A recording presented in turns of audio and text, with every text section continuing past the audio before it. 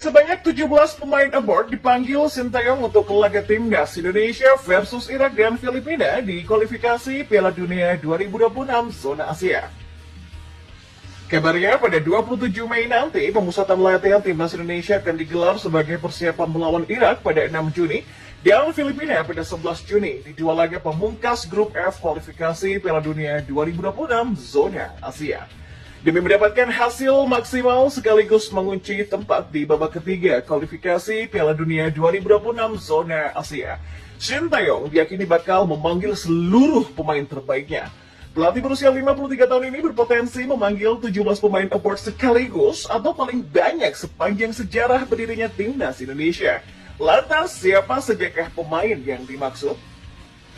Dan berikut adalah 17 pemain abroad yang dipanggil Sintayong untuk laga timnas Indonesia versus Irak dan Filipina untuk kualifikasi Piala Dunia 2026 zona Asia. Ya, yang pertama ada Rafael Struijk dari ADO Den Haag. Rafael merupakan penyerang terbaik yang dimiliki Indonesia saat ini. Meski tidak selalu mencetak gol, tapi Rafael membuka ruang kerap memudahkan sang rekan setimnya untuk membobol gawang lawan. Lalu yang kedua ada Asnawi Mangku Alam milik Port FC. Ya, status kapten timnas Indonesia masih dipegang Asnawi Mangku Alam sampai hari ini. Sulit untuk menggeser dirinya dalam posisi fullback atau wingback kanan timnas Indonesia. Lalu yang ketiga ada Jordi Amat milik Johor Darul Takzim. Ya, setelah absen di dua laga kontra Vietnam, waktu yang tepat bagi Jordi Amat kembali memperkuat timnas Indonesia. Namun tak mudah bagi Jordi Amat untuk menembus starting 11 di lini pertahanan timnas Indonesia. Mengingat ada Jay Itzes, Rizky Ridho, Elkan Baggett, sampai Justin Hubner. Lalu yang keempat ada Pratama Arhan dari Suwon FC. Ya, meski persaingan di posisi fullback kiri cukup padat, sulit mencoret Pratama Arhan dari skuad timnas Indonesia. Lemparan ke dalam Pratama Arhan masih kerap diandalkan Sintayong, apalagi ketika dua menara skuad Garuda bisa diturunkan, yakni Jay dan juga Elkan. Lalu yang kelima ada Justin Hubner dari Cerezo Osaka. Bisa dibilang salah satu back terbaik yang dimiliki timnas Indonesia saat ini adalah Justin Hubner. Ia bahkan sanggup menjadi pemain reguler di Liga 1 Jepang, sesuatu yang tak bisa dilakukan pesepak bola Indonesia lain yang pernah berkarir di Jepang. Lalu yang keenam ada Martin Paes milik FC Dallas. Ya, Martin Paes sudah memegang paspor Indonesia, tapi keabsahannya untuk memperkuat tim Indonesia masih harus dibuktikan di Pengadilan Arbitrase Olahraga atau CAS. Tentu saja harapannya penjaga gawang FC Dallas ini bisa diturunkan di laga krusial kontra Irak dan Filipina. Lalu ada Jay Itzes. Jay sedang ganas-ganasnya bersama Venezia FC. Dalam 3 laga terakhir bersama klub Serie B tersebut, Jay Itzes bisa mengoleksi 3 gol. Selain Jay, ada Marcelino Ferdinand dari KMSK DNC.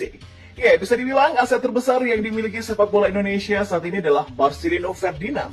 Dia wajib bergabung klub yang dapat mematangkan potensi terbaiknya. Lalu ada Shane Patinama.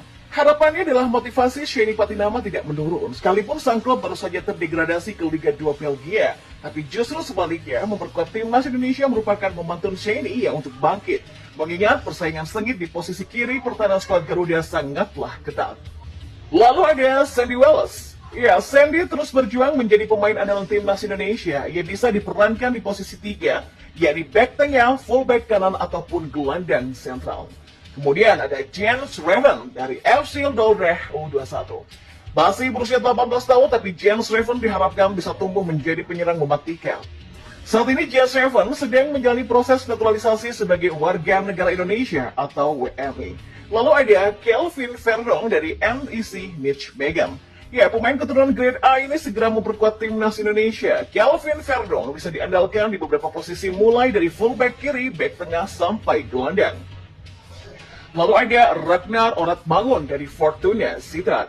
Setelah tampil gemilang di laga debut kontra Vietnam, Ragnar praktis berupaya menunjukkan performa yang lebih baik kontra Irak dan Filipina nantinya. Kemudian ada Tom Hei dari SC Heerenveen.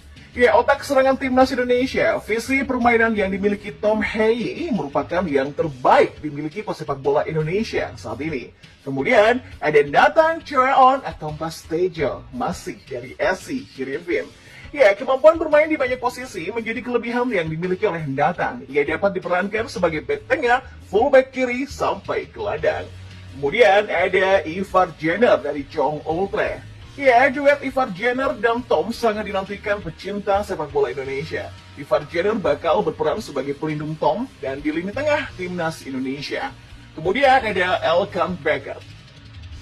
Ya, nama terakhir adalah Elkan Baggett dalam posisi 3-4-3. Elkan bisa membentuk kolaborasi bersama Rizky Ridho dan Jay Itzes dan Jordi Amat di lini pertahanan skuad.